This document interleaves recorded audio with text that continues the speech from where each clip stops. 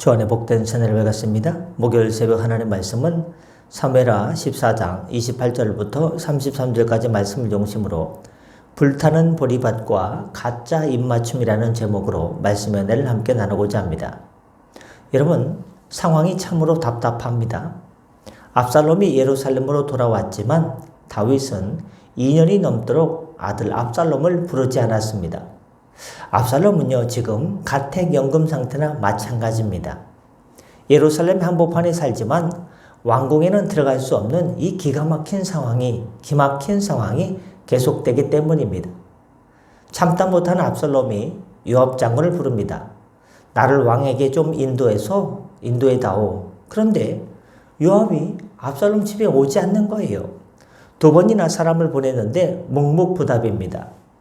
요압은 눈치가 빠른 정치인이라 왕이 아직 마음을 열지 않았는데 굳이 끼어들어서 불똥을 맞고 싶지 않았던 것입니다.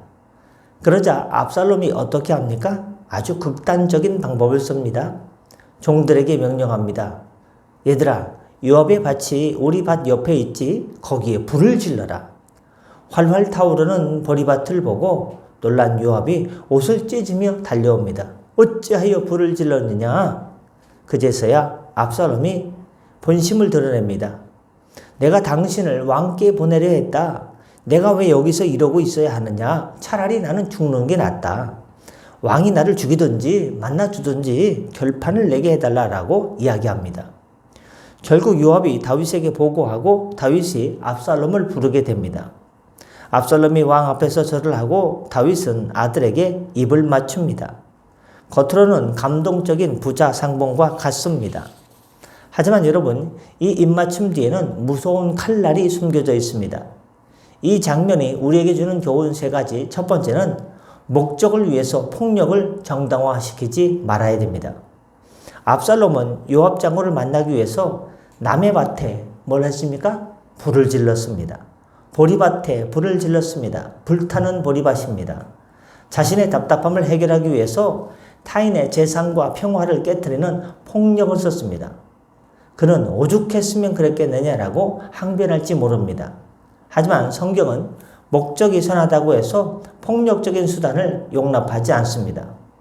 우리도 화가 나거나 일이 뜻대로 풀리지 않을 때 압살롬처럼 마음에 불을 지를 때가 있습니다. 말로 상처를 주고 관계를 깨트리면서 상대방의 반응을 이끌어내려 합니다. 그러나 강요된 만남, 협박으로 얻어낸 대화는 결코 평화를 가져오지 못합니다. 불을 질러서 얻게 되는 것은 다 타고남은 재뿐입니다. 에밀리 브론테의 소설 폭풍의 언덕의 주인공 히스클리프를 보십시오. 그는 사랑하는 여인 캐서린을 잃고 무서운 집념으로 돌아와 복수를 시작합니다. 자신의 고통, 바로 잃어버린 사랑하는 여인 캐서린이죠. 이 고통을 보상받기 위해서 주변 사람들의 삶을 철저히 파괴하고 학대합니다. 그는 자신의 행동을 사랑과 정의라고 생각했겠지만 그가 휘두른 폭력과 광기는 결국 자기 자신을 황폐하게 만들고 파멸로 이끌어갔습니다. 압살롬이 지른 불은 훗날 반역이라는 더 큰 불이 되어 자신을 태우게 되었던 것입니다. 2번째, 침묵과 방임은 괴물을 키웁니다. 이 사단이 난 근본적인 원인은 누구에게 있습니까? 아버지 다윗에게 있는 거죠. 2년입니다. 세상에 아들 불러다 놓고 2년 동안 아무런 조치도 취하지 않았습니다. 용서를 하든지 아니면 불러다가 따끔한 징계를 하고 회개를 시키든지 했어야 됐습니다. 다윗의 이 어정쩡한 태도, 무책임한 침묵, 무책임한 방관이 압살롬의 마음에 분노를 키웠습니다. 관계에서 가장 나쁜 것은 무엇입니까? 무관심입니다. 갈등이 생겼을 때 덮어두고 시간만 끄는 것은 해결이 아닙니다. 그 침묵의 시간 동안 사탄이 틈을 타고 상대방의 마음속에는 괴물이 자라납니다. 메리 셸리의 소설 프랑켄슈타인에서 괴물이 진짜 괴물이 된 이유는 외모 때문이 아니었습니다. 그를 만든 빅터 프랑켄슈타인이 그를 혐오하며 외면했기 때문입니다. 괴물은 절규합니다. 나는 선하고 사랑스러웠다. 고독이 나를 악마로 만들었다. 나를 만든 이 빅터 프랑켄슈타인이 나에게 무관심했고 나를 방치한 이 방임이 바로 창작물인 나를 살인기로 만드는 것이다 라고 합니다. 다윗이 압살롬을 투명인간 취급했던 그 2년간의 시간이 압살롬을 아버지를 죽이려는 반역자로 만들고 말았던 것입니다. 끝으로 회개 없는 입맞춤은 가짜 평화입니다. 본문 마지막에 다윗과 압살롬이 입을 맞춥니다. 오랜만에 2년 만에 만나서 서로 끌어안고 입 맞추고 아버지와 아들이 부자상봉 해피엔딩으로 끝난 것 같지요? 아닙니다. 성경 어디를 봐도 압살롬이 아버지 제가 형을 죽여서 죄송합니다 라고 회개했다는 말이 없습니다. 다윗도 이제 너를 진심으로 용서한다 라는 말도 없습니다. 그저 요압 장군의 성화에 못 이겨 행정적으로 처리한 부자상봉 의식이었을 뿐입니다. 회개 없는 용서, 진실 없는 화해는 모래 위에 지은 집과 같습니다. 겉으로는 웃으며 입을 맞췄지만 속으로는 뭘 가는 거요? 쑥싹쑥싹 칼을 갈고 있었습니다. 우리는 갈등을 봉합하는데 급급해서 좋은 게 좋은 거지 라고 얼렁뚱땅 넘어갈 때가 있습니다. 하지만 십자가 없는 부활이 없듯이 회개 없는 회복은 없는 것입니다. 헨릭 입센의 인형의 집을 보면 겉보기에 완벽하고 행복해 보이는 부부가 등장합니다. 누가 봐도요 완벽한 부부예요. 헬메르와 노라가 나옵니다. 남편은요 아내를 나의 종달새라고 부르며 사랑하는 척하지만 실상 그 관계는 거짓과 위선 위에 세워져 있었습니다. 말은 아내를 종달새라고 부르지만 실제는 그런 게 아닙니다.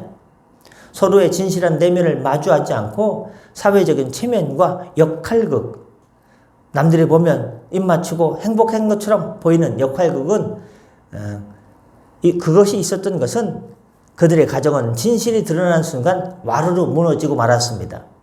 다윗과 압살롬의 입맞춤은 바로 이 인형의 집처럼 연출된 평화였기 때문에 쇼윈도였기 때문에 곧 비극적인 결말을 맞이하게 되는 것입니다. 말씀하시고자 합니다. 주님께서 사랑하는 성도 여러분, 오늘 본문은 소통의 부재와 거짓된 화해가 얼마나 위험한지를 보여주고 있습니다. 압살롬은 보리밭에 불을 질러버렸고 다윗은 입을 다물었으며 둘은 거짓 입맞춤을 나눴습니다.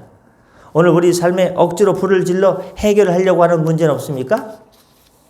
혹은 귀찮아서 덮어주고 시간이 지나면 시간이 약이겠지 하고 방치해두는 관계는 없습니까? 억지 입맞춤이 아니라 진실한 회개와 용서로 나아가는 저와 여러분 되시기를 예수님의 이름으로 축원합니다. 기도하겠습니다. 하나님 아버지, 우리는 답답한 마음에 압살롬처럼 분노의 불을 지를 때가 많습니다. 또한 다윗처럼 문제를 외면하고 침묵으로 일관하며 상처를 키워갈 때가 많습니다. 병을 키워갈 때가 많습니다. 우리의 어리석음을 용서하여 주옵소서. 형식적인 입맞춤으로 위장된 평화가 아니라 십자가 앞에서 죄를 자복하고 진심으로 용서하며 하나 되는 참된 평화를, 진실된 평화를 우리의 가정과 교회와 기업에 허락하여 주시옵소서. 하나님 아버지, 우리 한양대병원에서 아침 8시에 위암 수술을 받는 권병 집사님에게 성령께서 물 붓듯 기름 부어 주시사 이 수술이 성령께서 집도하여 주셔서 잘 이루어지게 인도하여 주시옵소서. 천군 천사로 보호하여 주시옵소서. 성령의 두루마리로 둘러 주시옵소서. 주님께서 잘 치료해 주실 줄 믿습니다. 성도들 가정과 기업에도 주의 복을 주시옵소서. 오늘도 함께하여 주옵소서. 감사하며 축복하며 예수님의 이름으로 기도드렸사옵나이다. 아멘. 다 같이 잘 기도하시고 편하게 들어가시겠습니다.